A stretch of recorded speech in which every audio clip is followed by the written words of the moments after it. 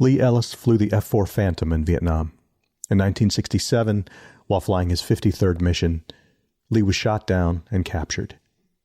He spent more than 5 years as a prisoner of war in Hanoi and surrounding camps, and after his repatriation in 1973, he continued his career in the Air Force, eventually retiring as a colonel. He then built a practice as a leadership consultant and coach, and wrote a couple of books on the subject based on lessons he learned as a POW. Lee's new book is something else entirely. It's also based on lessons learned from the POW experience, but it isn't about leadership. It's about love. Stick around.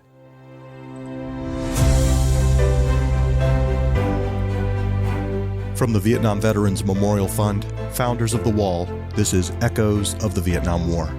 I'm your host, Michael Crone, bringing you stories of service, sacrifice, and healing from people who still feel the impact of that conflict more than 50 years later.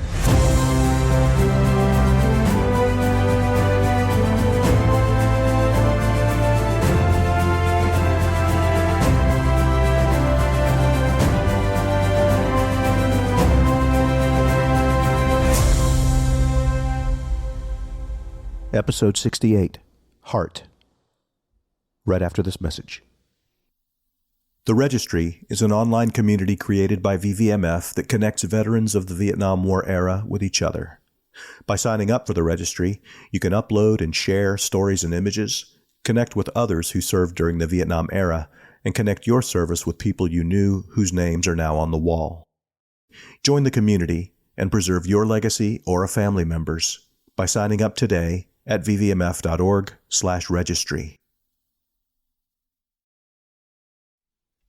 A few years ago, Lee Ellis noticed that he and the other POWs who made it home from Vietnam were doing better, statistically, than the general population when it came to making marriages last. Something about their experience in captivity, it seemed to Lee, had made them especially well prepared, temperamentally or practically or both, to make loving relationships last. He looked into it, and last year published his findings in a book called Captured by Love, Inspiring True Romance Stories from Vietnam POWs. Lee joined me via Zoom from his home in North Georgia. Tell me again where you are in the world. You're somewhere in north of Atlanta? Yes, I'm about 50 miles north of Atlanta in the foothills of the Blue Ridge Mountains, about 25 miles as the crow flies from the end of the Appalachian Trail. Kind of hilly up here, and if I walk down to the creek, it's pretty steep. Nice. And is that where you grew up? Did you grow up in that part of Georgia? Not too far away. A little bit closer to Athens, Georgia, where the University of Georgia is. I grew up on a farm there. So I guess you're a Georgia Bulldogs fan. Oh, yeah. I went to the University of Georgia, and I started out in pre-med, and I wasn't a good student. I was probably the worst student that ever graduated in 4 years. But you had to be, back then, those days, state universities, you had to be in ROTC for 2 years. And I was in Air Force ROTC. And by the time I graduated, they had a flight indoctrination program. By the time I graduated and got my degree, I had a private pilot's license because the Air Force had some screening training there. And so I was a pilot when I graduated. I said I was the worst student that graduated, probably lowest grade GPA, but in Air Force ROTC, I was a distinguished graduate and number 2 in my class. So, what year was this that you finished up at Georgia? 1965. And in July, I got commissioned and headed to Valdosta, Georgia, which is about 4 hours south of Athens, 4.5 hours south. Valdosta is right just near the Florida line. It's in flatland country down there, swampy country. Great place to fly back then. And so 53 weeks later, I got my wings. My class graduated. And half of our class, because this was August 1966, the Vietnam War is building up. Half of our class got an assignment that said F-4 Phantom pipeline Southeast Asia, which meant as quick as we could get through the replacement training unit, the RTU, which was combat qualified in the F-4, we would be going to the war. and no stateside basing for us once we got through our combat training. And there were about three bases that trained F-4 pilots for the combat and to be qualified. And I went to the one in Southern California near Apple Valley, about 40 miles east of Edwards Air Force Base, which is where the Edwards test is there in the high desert of California. And we even did some combat training, and we'd run into some Navy pilots and we'd get in a dogfight with them. So it was fun, but we knew that when we finished our training, we were headed to war, and that's what happened. And we stopped in the Philippines to go through a week of jungle survival. Mm-hmm. And from there, we went to Vietnam. And I'll tell you, got there in July, at the end of the first week of July, to Vietnam. Of course, when we got to 67? the Philippines, it was, yeah, 67. Okay. We got to the Philippines, it was hot and muggy, but when we got to Vietnam, it was just hot and muggy, and it would be 100 degrees at 10 o'clock at night, you know, and muggy. So it was like anybody who from this country who goes to a country like that and steps out, it's like, woo, when you step off the airplane, it just hits you. It's amazing. Now you kind of get used to it after a while, but it was hot. What else made an impression on you? I was going to Da Nang. I got there in the afternoon. They told me I would be sleeping in the pilots, we had air conditioned rooms. We were the only ones on base that had air conditioned rooms to sleep in because we were flying 24 hours a day. We had 8-hour shifts. And so you'd fly 1 week, you'd fly early evening, 1 week late evening and early morning, and the other one you'd go from like 10 o'clock until 4 or 5 o'clock in the afternoon. So you'd fly daytime mainly. So we had air conditioning, but I went into a trailer. They had some 4-level buildings there to sleep in, small rooms, but temporarily they put me and another guy in a little trailer. And we're on one end, there are two guys on the other end of that trailer. So anyway, but no, that first night we were in a big open barracks without a air conditioner. That's what, the first couple of nights we didn't get in a room yet. And at 12:25 that evening, the rockets started coming in. And every 2 or 3 months, the North Vietnamese people would sneak in and get close within 3 or 4 miles of the base and launch some rockets onto the base. And it blew up several airplanes that night. It killed 2 or 3 people.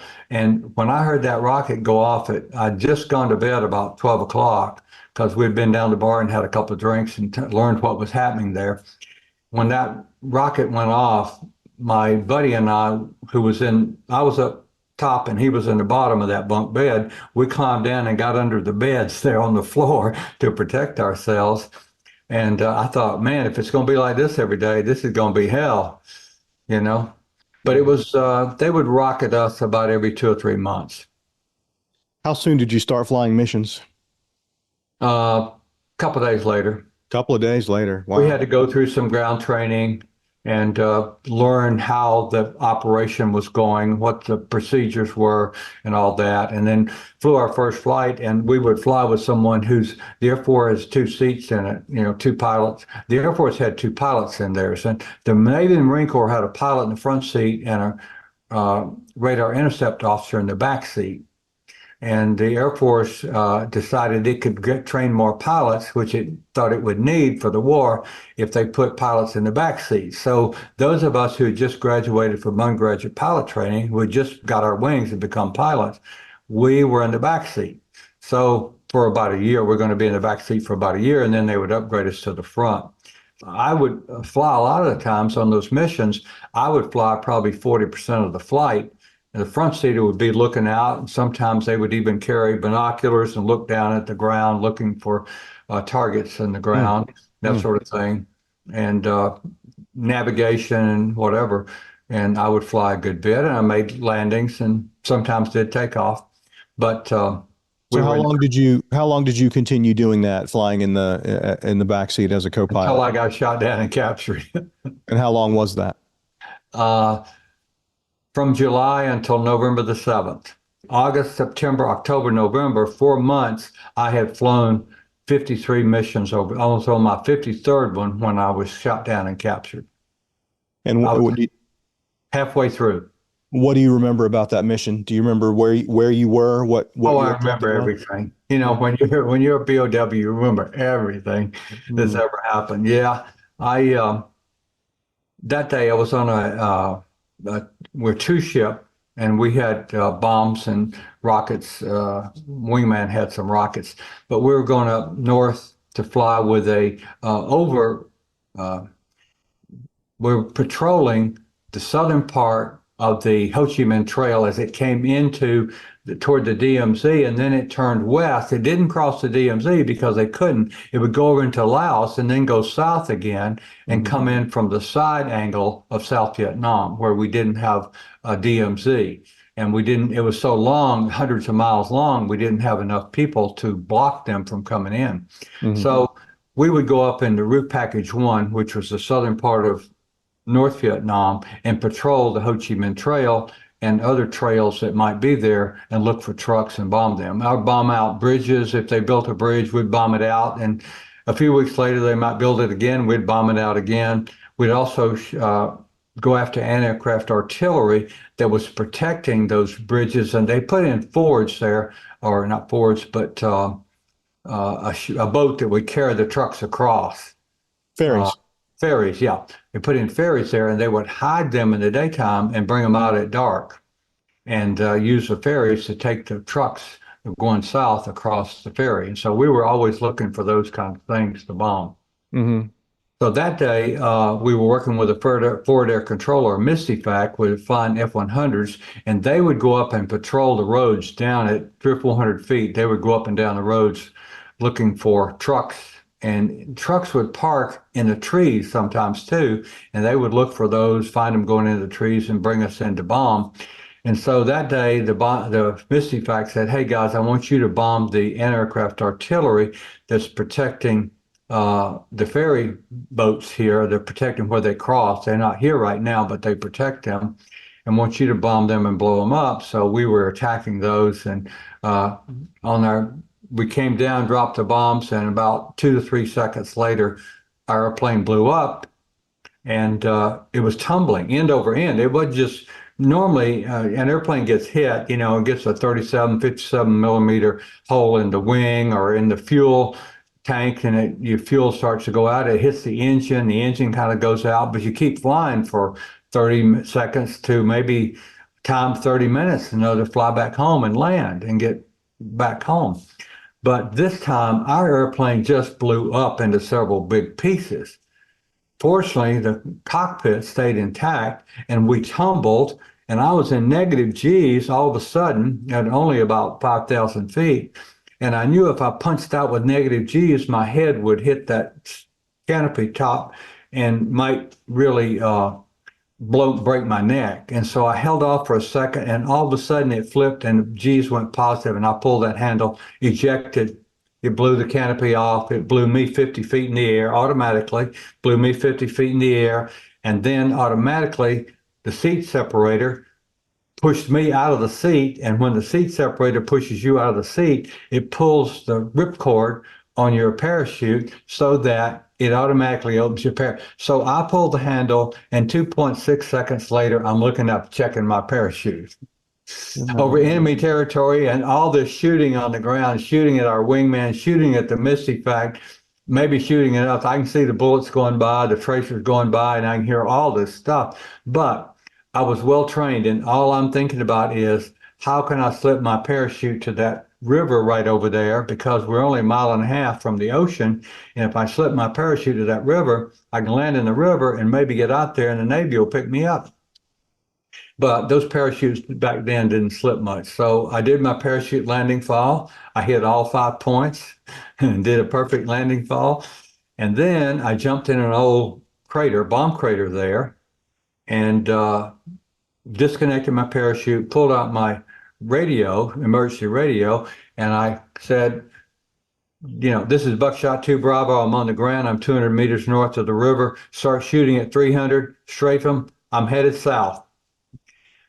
2 years, 7 years later, I was at a reunion 2 years after I came home, And the guy, my wingman, my flight lead, actually came over and said, "Hey, I heard your call. I'm sorry I couldn't. I was afraid I couldn't shoot that good. I didn't want to hit you." I said, "You were very wise. They captured me within 90 seconds." So you couldn't have got it done. They captured you within 90 seconds. Yes, the militia was there and they just surrounded me.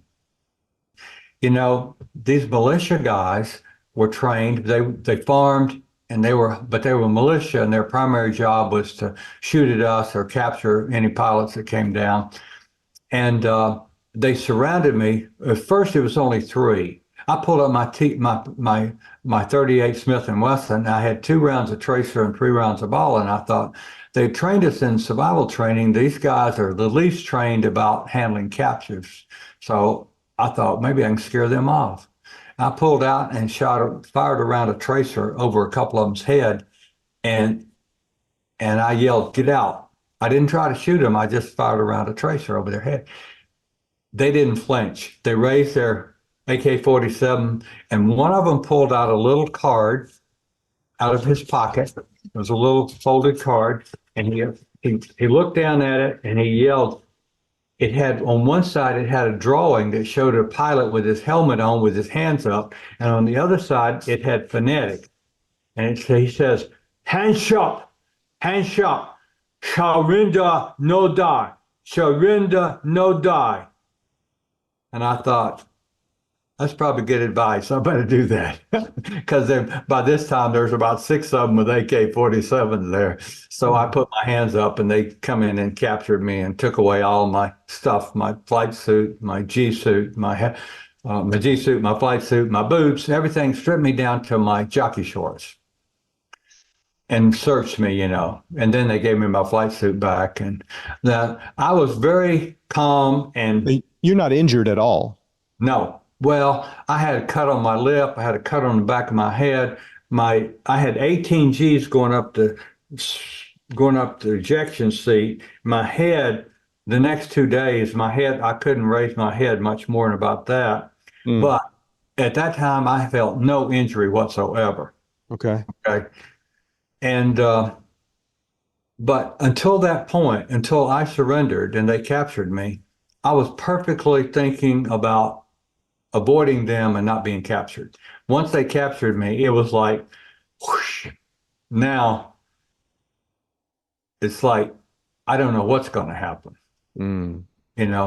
And I'm a person of strong faith, and when they didn't kill me right away, and they tied my hands and put a blindfold on me and put a rope around my neck and started leading me around like a dog, I could see underneath that blindfold. I could see down where my feet were and where I was walking, but I couldn't really because they were pulling me along. And they took me onto a village over there, and it just most of the time I was blindfolded and kind of being dragged around. And it took me 3 days, 4 days, 5 days, 6 days, about 7 days to get to the holding point, which was en route to Hanoi. I was way south of Hanoi. Okay. And they had a kind of a holding pen up there near Vinh, and where they would bring in POWs, and it was kind of like an old barn with little stalls in it, and they would put us in there, and we'd be tied up and blindfolded. And I waited there for only 2 days, and then they had 3 other guys there. When I came in 2 days later, we headed for Hanoi. But during that time period, an amazing thing happened with my capture. And this didn't happen to almost anybody I know. But the guy who was in charge of taking me north, who was a militia guy from this little village where I was, he was a good man, a person of great character and integrity. Now, he worked for the communists because he didn't have a choice. He had to take me captive and take me north, so I'd go to Hanoi. But this guy protected me from all the villagers that would get all fired up by the Communist Party head in the village. He would get a bullhorn? A bullhorn out, and he would yell and get them all fired up about, we got to win this war, keep shooting them down, capture them, blah, blah, blah, blah, blah, blah, and how wonderful we are and how hateful they are. And I can see all that. But the people would get so fired up, they would come in there and try to smash my head and do everything like that. This guy had his troops protect me. Mm. He would push them back. They would get their rifles, AK-47s, and just push them back, and he'd throw me in a truck, in the back of a truck, and they'd drive off. And it was amazing. And the amazing thing is that a guy who lives nearby where I was captured, he was 5 years old when I was captured. He's now a friend of the Misty Facts. And they introduced me to him because they knew I was shot down there where he lived. And I've done Facebook video calls with him. And he went back and interviewed the widow of the guy that was in charge of me. And he said this guy had a great reputation. He became, the kind of the militia guy of the area. And he had a great reputation from being a person of great character. And he died in 2015. Mm. He says, well, I remember him. She was speaking Vietnamese, but he was translating for me. He says, yes, I remember him being there. And she said, he smiled some, and he had eyebrows that went all the way across. And she remembered me. That's funny. So how long was the trip from the point of capture to Hanoi? It took from the day I was captured, the 7th of November, I got to Hanoi on the 22nd of November. And the whole time you're moving? Actually, I spent, because a typhoon came in and the roads were washed out and they didn't want to travel, because we only traveled at night, because you get bombed out if you traveled in the daytime. And by the way, I got bombed several times by American F-105s and F-4s, but there were always foxholes and bomb shelters we jump into. And they pushed me down at a foxhole. I'd watch these guys come in and drop bombs and get out of my foxhole, and there was these big old red hot pieces of shrapnel type stuff there. It was a wild trip, but they took care of me and moved me up there. But when that typhoon came in, he took me to his underground shelter, and I stayed 3 nights with his wife and daughter, 2-year-old daughter, and his father in this underground shelter. And he had the guards outside. Yeah. It was like an underground cave with a roof over it. Sure. And we slept in there. That's amazing. That's Unreal, isn't it? That's bordering on hospitality almost. They treated me like I was a guest. Now, I was tied up. Yeah. And, to go to the bathroom, you had to go outside behind the tree out there. But the guard would take me outside, but otherwise they would sit around and try to talk to me. And they told me someday I would go home. Do you know where they're taking you? Yeah. Oh, yeah. Well, we figured they're going to take us to Hanoi. Yeah. Mm. We stopped there in Vinh, which was kind of the halfway house where they had the part-time prison to carry people from. And from there, we went straight to Hanoi. Now, we got from there, the last day or two of travel up to Hanoi, it was easy driving because they traveled in the daytime, and we were bombing the roads up there much less, not much at all. So we could speed along and race into Hanoi. And they got to Hanoi Hilton, and there it all started being locked up for years.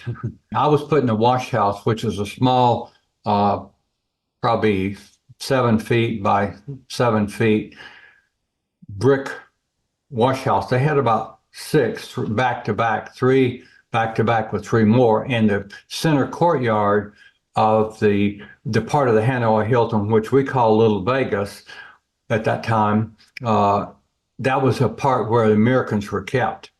And in there, I was handcuffed and in leg irons and blindfolded. I got there about 11 or 12 o'clock, and that's where I was until about 5 o'clock. They came in and they had a pair of black pajamas and a pair of shorts and a black T-shirt, striped shorts, striped T-shirt, and a pair of rubber tire sandals. They were chopped up out of rubber and made into tire sandals, like sandals. And the guy said, pointed over to the water and had a pipe there and had a plug in. You pull out the plug and the water would run out. And he gave me a little towel about that big and said, bathe up. And I hadn't bathed in 2 weeks. So I bathed up and it was November. So believe it or not, it was probably, it was getting dark there about 6:30 or 7 maybe, but uh, it was probably in the low 60s, I'm guessing.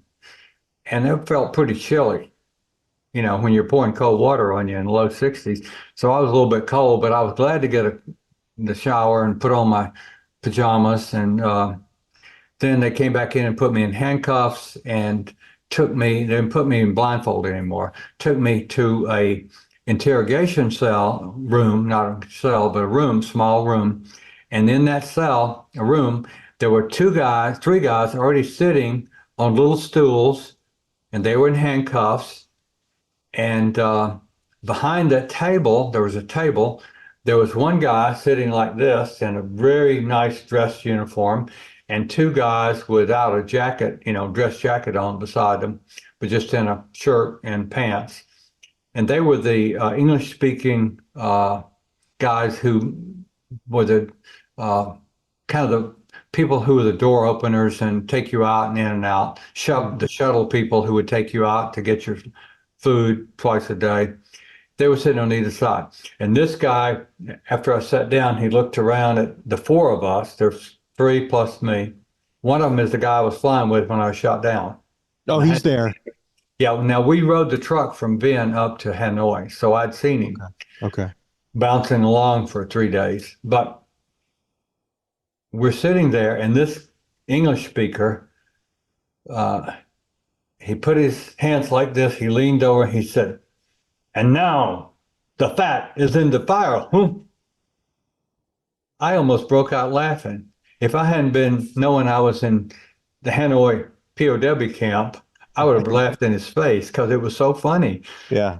And now the fat is in the fire. Well, this guy was always memorizing English idioms. And he would throw them out every time he could. Uh-huh. So the fat's in the fire. And I thought, well, that was an old saying down south. That means you're burning. Something's going to happen. It's not a good thing when the fat's in the fire, buddy. So anyway, we sat there and listened, and he told us you must obey all the camp regulations. All the camp regulations were posted. You can't talk loudly. You got to whisper in your room. You can't talk loudly. You can't talk to any other cell. You can't make noises. You can't ever escape. You'll be, whatever, all this kind of stuff. Followed the camp rules and they were posted on the back of the cell door. So we went to a cell after a few minutes that was 6.5 by 7 feet. Now that's about the size of a bathroom in a gas station in a small place out in the country, But there were four of us in there for the next 8 months.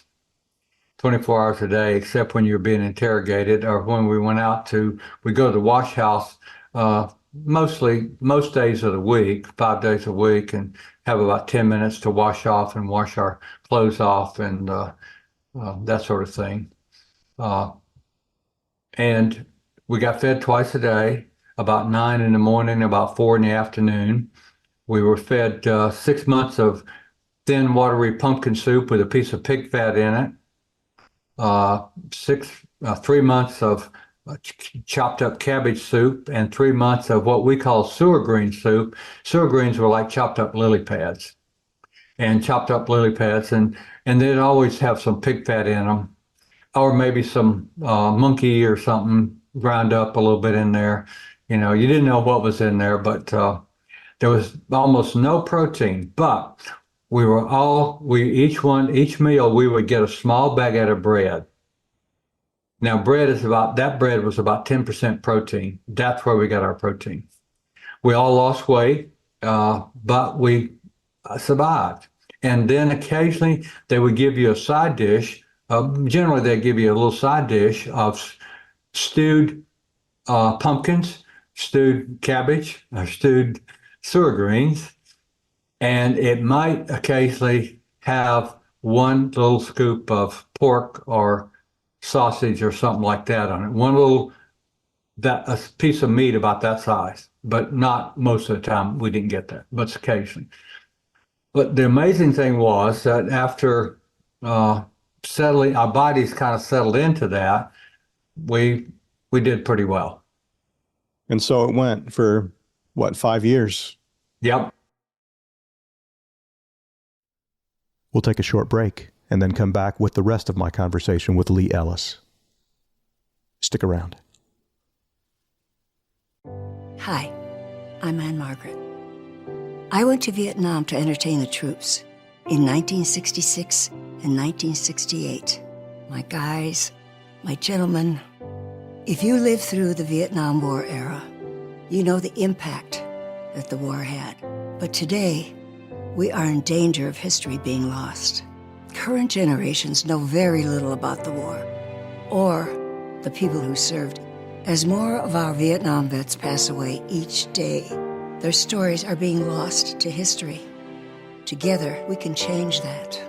The Vietnam Veterans Memorial Fund is the organization that built the wall. It works to ensure that future generations will understand the war's impact. Let's help keep the promise that the wall was built on. Never forget.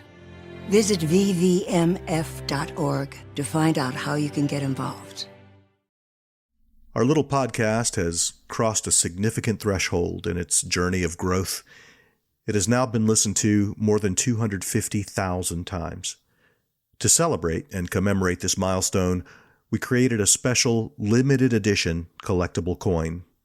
It's a bronze challenge coin with the Echoes of the Vietnam War logo in color on one side and the VVMF logo blind embossed on the other. The Echoes of the Vietnam War collectible coin is available as a thank you for your gift of $100 or more, which you can make by going to vvmf.org/echoes and scrolling down to the bottom of the page where it says Support Echoes.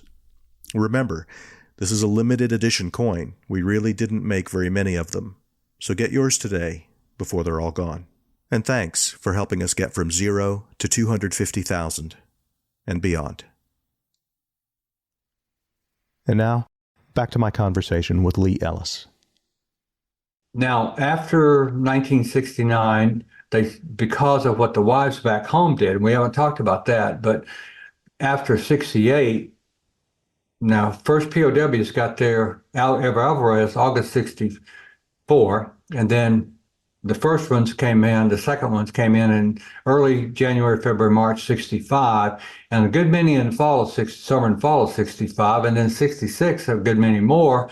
And then by the summer of 67, the fall of 67, when I was captured, a lot of guys were shot down and captured because they had a lot of anti-aircraft artillery and surface-to-air missiles. They were shooting down a lot of us. So our odds of getting shot down were pretty high up there by 66 and 67.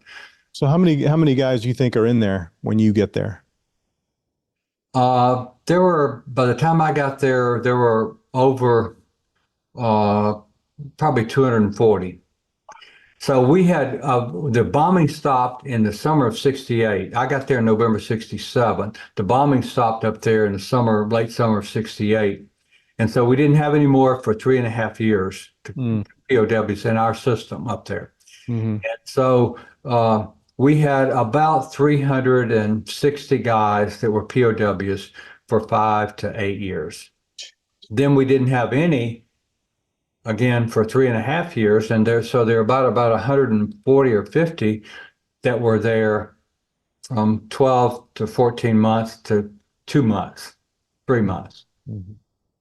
So you said once you got used to the new routine and the new diet, you guys for the most part did okay physically. I assume you mean physically. What about otherwise? Well, we would have things physically, just about physically. There was a time when things would go through the camp, and everybody would get sick with the flu, and for a week or so, and you'd recover. And then one time everybody got the chicken pox or something and recovered. And the thing where you can't see, I've forgotten, as a kid, we all had that, but about half my group had that when I didn't have it. But you just kind of work through it and survive. And the good thing was if you were in a cell with 1 or 2 people, that was a whole lot better than being by yourself. And then later, after what the wives did back home in 69, especially, they stopped the torture. And then we got a lot healthier, emotionally, mentally healthier. We can talk about that. And after the Sante raid in November of 70, we were moved back to Hanoi. Many of us were in other camps. We all went back to Hanoi to camps where the Vietnamese had been, and they moved them out and they put us in big cells with probably 1,800, 2,000 square feet with 40 to 60 guys. I was in a cell with about 53 guys for a year and a half. Yeah, one of the things that really struck me about your book, and I love these historical highlights that show up in between chapters. I didn't realize that it just hadn't occurred to me how spending that last year and a half in a group of 30 or 40 must have been therapeutic in a way that, I mean, in terms of easing your transition back into the world later. It was incredibly healthy. We got so much healthier. That's why one of the reasons I was able to write this book, Captured by Love, Inspiring True Romance Stories from Vietnam POWs, because the POWs came home very, very emotionally healthy. We would have been a mess if we'd come home in 1969 when the torture was still going on, the summer of 69. People tortured going on in every camp up there. They were actually torturing guys to sign a statement saying they'd received good treatment, because the wives back home, the Geneva Accords, which they had signed, Geneva Conventions, they had signed, the North Vietnamese communists had signed, said that they would treat captured prisoners lenient and humanely. Well, they had torturing guys to sign statements, one-page statements, said they'd received lenient, humane treatment. And of course, we refused, and they tortured guys to do that. Well, that's what was happening. But because of what the wives did, and Ho Chi Minh died, they stopped the torture. They were getting international pressure by now about their treatment of us, and they stopped the torture. And then the Sante raid of the fall of 70, they got scared that they were going to raid other camps, and so they put us back to Hanoi in those big cells. And there, you have to be authentic. You can't pretend. When you're in a room of 40 or 50 guys, everybody's going to see who you are. And that we were all accepted. And so we became very united, very caring for each other. It was a fantastic community. We had classes. We got organized. Our senior leader brought in a guy who had been a teacher at a community college and said, Tom Story, you're in charge of putting together an education program for this cell. Tom he took a survey, he took a piece of brick chalk, brick tile, and it was like chalk, orange brick tile off the roof that had fallen off, and took a piece of that and went back on the concrete slab floor around the outside and wrote a list of things. That evening, we had 2 minutes of silence every day about 6 p.m. He had announcements, and he announced, guys, I have made a list of things that we can study in here. Go by and just put a mark on. We'll do a survey. He did the survey. And then we started Monday, Wednesday, Friday classes, Tuesday, Thursday, Saturday classes, 3 hours in the morning, 2 hours in the afternoon. And because I had 4 quarters of French in Georgia and was the worst French student ever been there, I taught beginning French, but I took intermediate French from a guy who was pretty good at it. But I studied beginning German, beginning Spanish. My goal was to get fluent in Spanish and French and have a 2,000 word vocabulary in German before I went home. Unfortunately, I was there long enough to do that. And so we guys have a name for this school? No, we didn't really have a name in our cell for that school, but we would go to class for 8 weeks. And everybody didn't go, but most people did. They get in something. We had architecture. We had an architect in there. With 40 guys, most of them had college degrees. Some of them had master's degree. Okay. With that many people, you got a lot of people that are pretty knowledgeable in one area. So we had plenty of teachers. We had people that taught art. We had people taught music. We had a great choir, and on Sundays we'd have church. And these old fighter pilots would get up and give a a nice little sermon, and it was amazing what we did there, and working out. We had guys that could, I was walking on my hands and I could walk across the back of the cell, which was maybe 30 or 40 feet on my hands. But we had one guy who was a gymnast. He could walk all the way down and all the way back, the long length of it, a couple of times on his hands without getting down. So we were all doing these physical, we were getting more food now in 1970, a little bit more food. So we were working out every day and doing push-ups and chin-ups. At another camp we had outside place where there was a beam across the top holding up the roof, and we could jump up and do chin-ups. And I started with 3, and a year and a half later, before we left, I could do 30 chin-ups and 15 pull-ups. So we had to get healthy, and we did. Our PTSD rate is much lower than the combat veterans who fought for a year in the South. And we were there 5, 6, 7, 8 years. And we went through torture. And for the first couple of years, some guys were in 4, 5 years of torture almost. So not every day, but it happened in their camp and to them several times. So we were just getting healthy to come home, and that made all the difference in the world. Now, are you guys getting day by day, we were working at getting healthier day by day. Are you receiving mail or news from home at all? Is there any correspondence? A few guys, they let a few guys write home because they had a reason to do that. They could say that, but most of us didn't until I'd been there 2 years.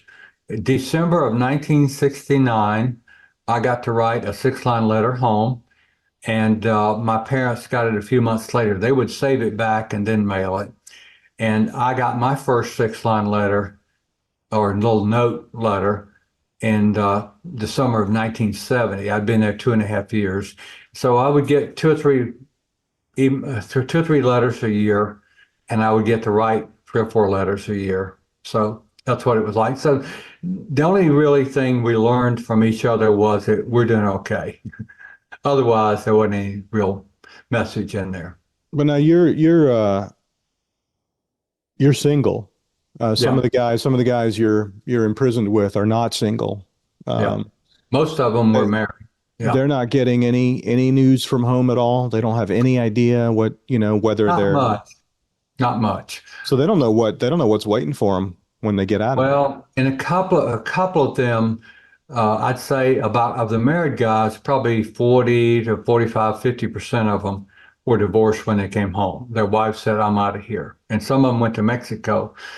But that was the national average, about the same as the national average when we came home in 1973. I'm sorry, what was the Mexico reference? Some of them went to, because some of the wives went to Mexico, divorced, and remarried.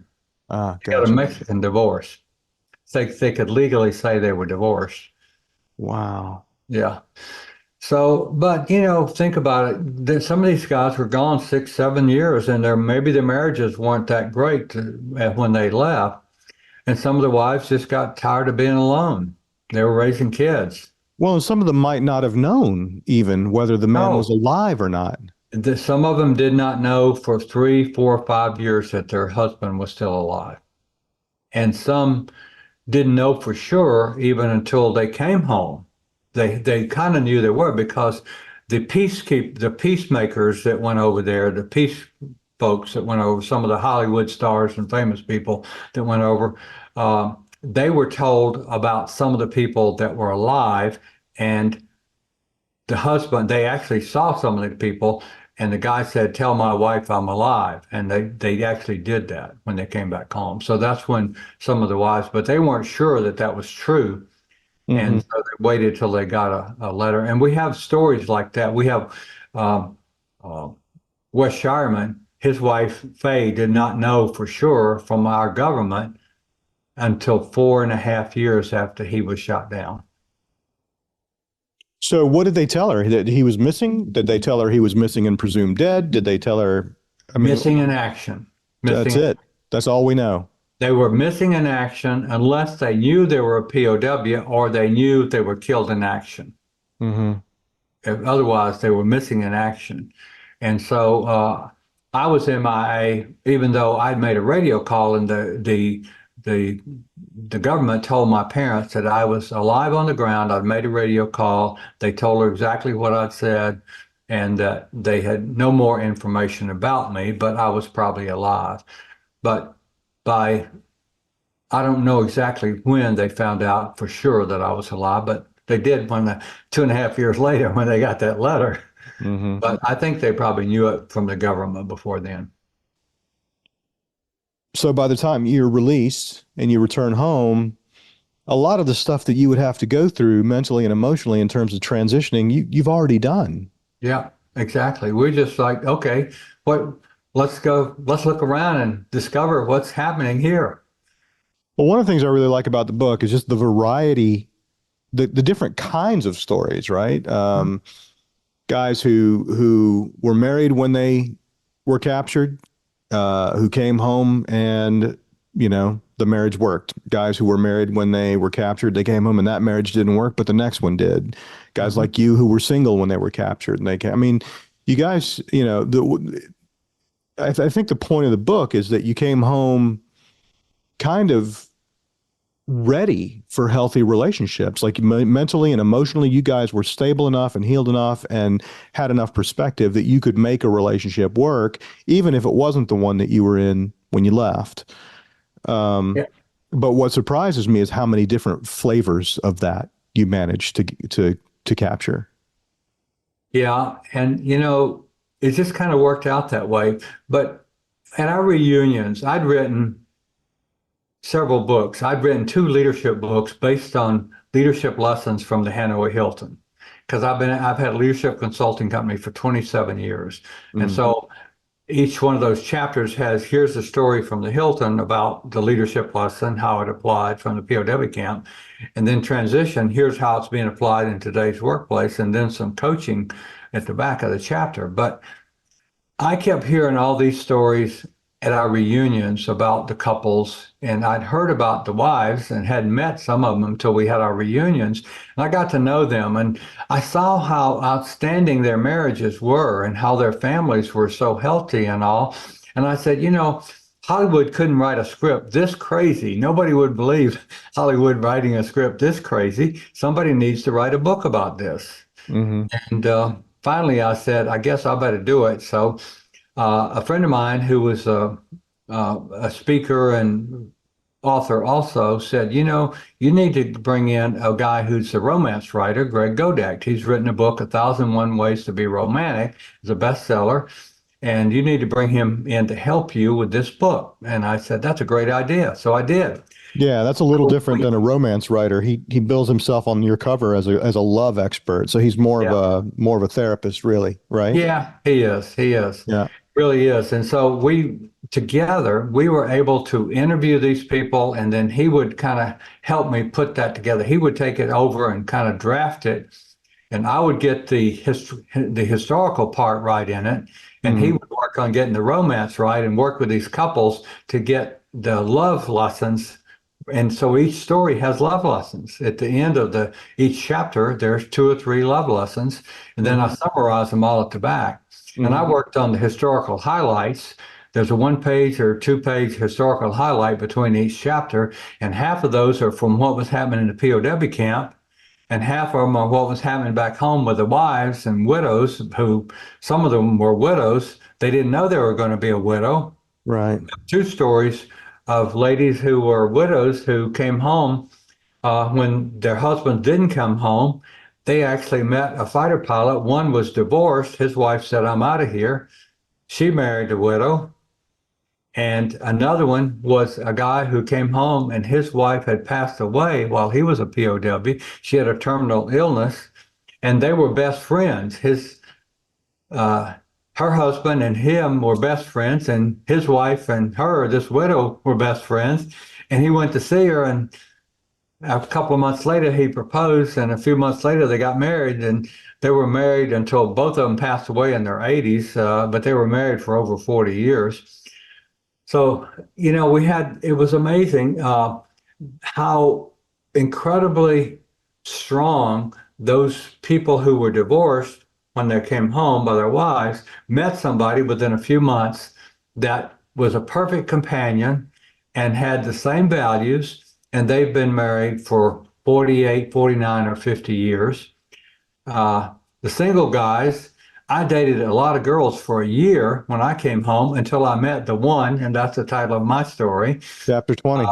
I knew that I'd met the one, and right away, and she knew that I was the one, and so we just dated, and it was pretty obvious. We told our families, "Hey, I think I met the one. This is the one," and so I went and met her family. She went and met my family, and we got married pretty quickly, and we'll be married. Well, we met 50 years ago this summer, and we got married 50 years ago next December. So we just had our 49th anniversary. How about that? Amazing. Wow. Congratulations, man. So, yeah, so as you said, you tell the 20 or so of these stories, all different flavors of coming home from that POW experience and then making a relationship last for decades, right? And then after each one, you've teased out what you think are the lessons for us all to learn from that example. Mm-hmm. When you look at the kind of all those lessons all up in summary, are there any that surprised you? What surprised me is what made those marriages work were the same things that are important in a lot of places. They're just more important there, like respect, trust, commitment, companionship. Those things are so important. Romance is really important when you're dating and you're first married. But within 2 years, that all settles out. You won't have to work at it and keep romancing going, over the long years. But what settles out is your respect for each other, your value for each other, your commitment to each other, and your companionship. And those things are important at work. Commitment, values, trust, those things are important everywhere in relationships. And so that was what surprised me is, yes, romance gets you started and you need to keep it going. You need to work at it, keep it going and be thoughtful about how to be romantic. But ultimately, to keep people in a marriage long term, they have to share this closeness that can only happen when you really respect this person and you have the same values and you enjoy their companionship. And so those are the key things that make a good marriage. But I think that commitment thing is so important too. We were committed in the POW camp to our country. We suffered torture to keep up, to live by the 6 articles of the Code of Conduct, which says, I'll resist the enemy. I will not help them make propaganda and all that stuff. I'll be faithful to my country. I'll be faithful to my teammates. If you're senior, you'll take command. If you're not, you'll obey the orders of the commander over you. That's what those 6 articles are. And our commitment was so strong that we would take torture almost to dying. They wouldn't let you die to keep up with that. So return with honor was our goal. And honor is important everywhere, especially in marriages. Is there a story aside from your own in this book that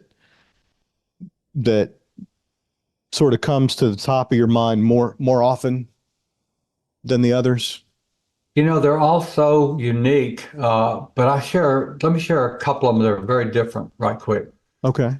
One gal was married to this wonderful fighter pilot, Naval Academy graduate.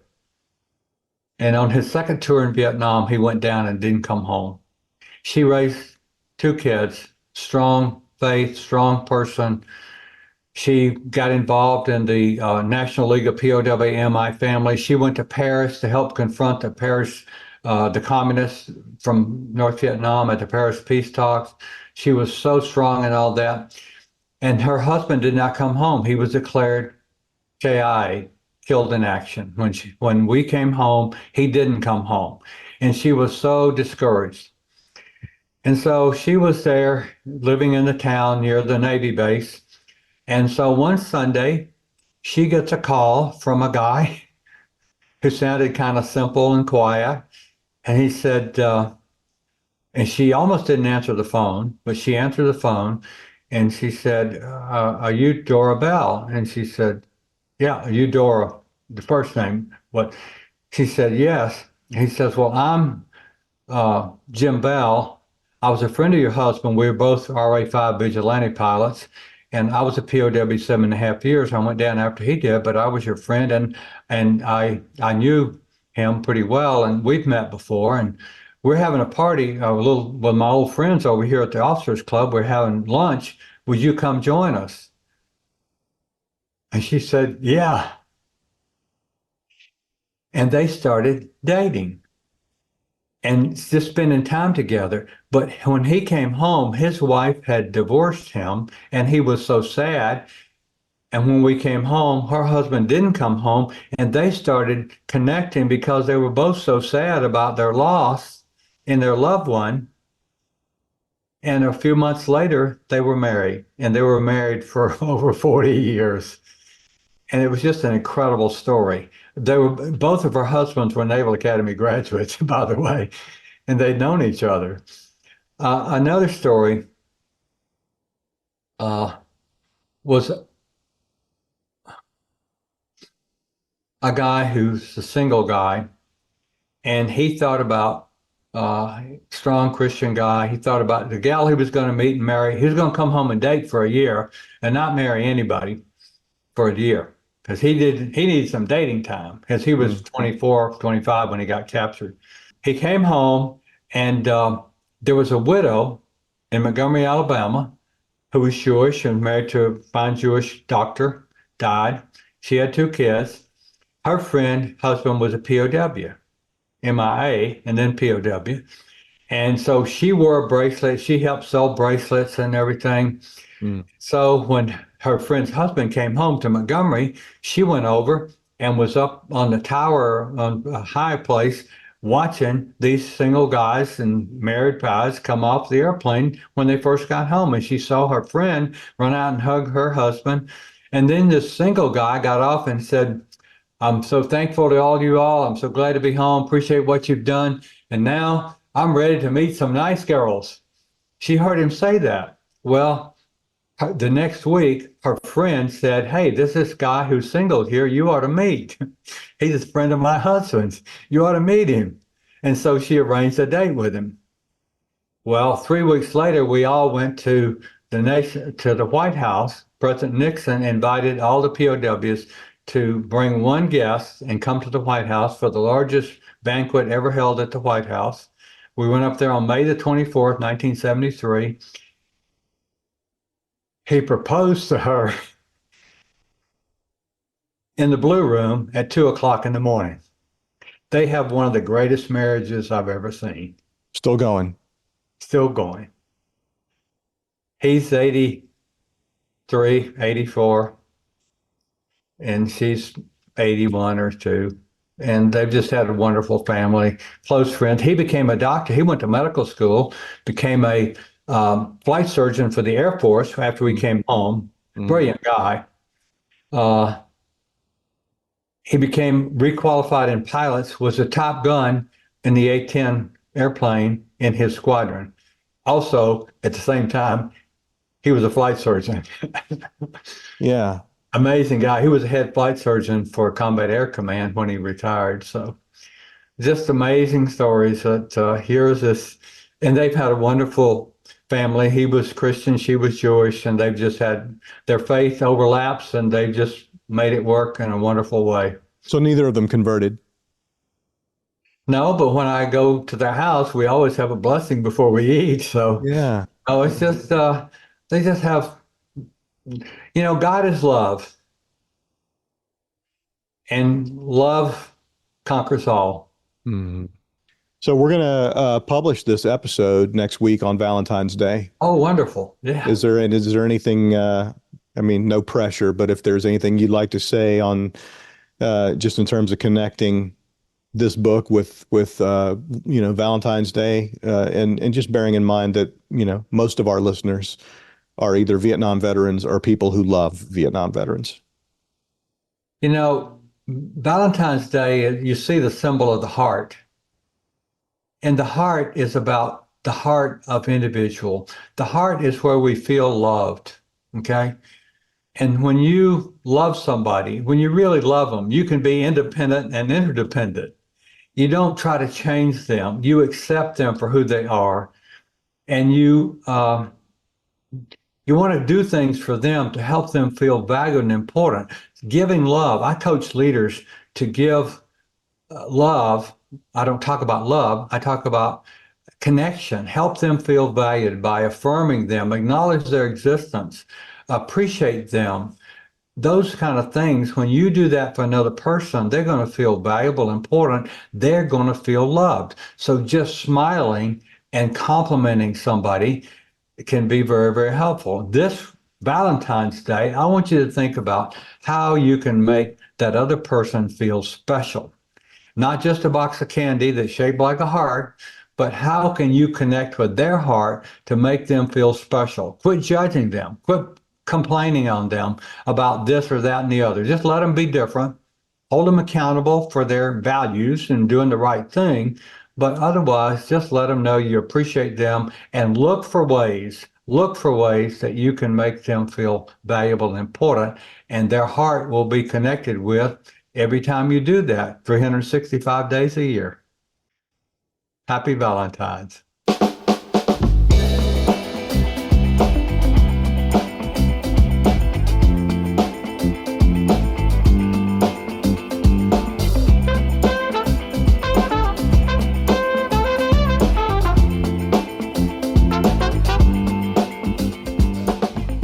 You can learn more about Captured by Love by visiting powromance.com. For more information about the military wives he mentioned, the ones who fought to make No Man Left Behind a promise that America could keep, check out episode 52 of this podcast.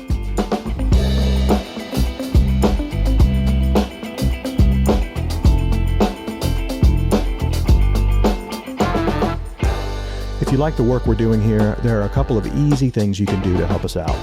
The easiest is just to tell a friend or two who might like it as well. Only slightly more effort is to go to wherever you get your podcasts, Spotify or Apple Podcasts or whatever, and leave us a rating or a review. That little action orders the robots to help more people find us.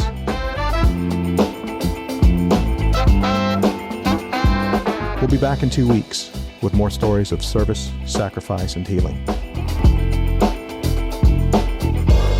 See you then.